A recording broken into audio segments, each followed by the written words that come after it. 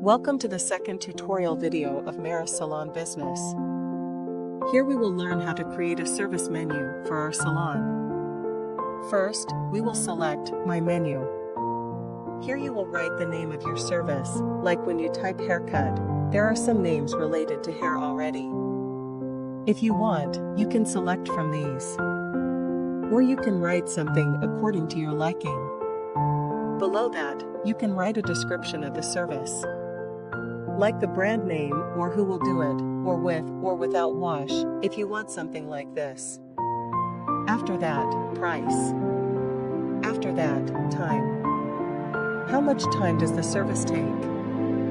Then add it. In the same way, everyone can add our entire service one by one. If you want to update a service, you can do that easily.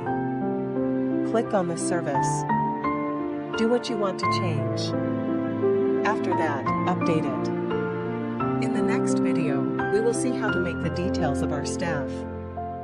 Stay with us. Thank you.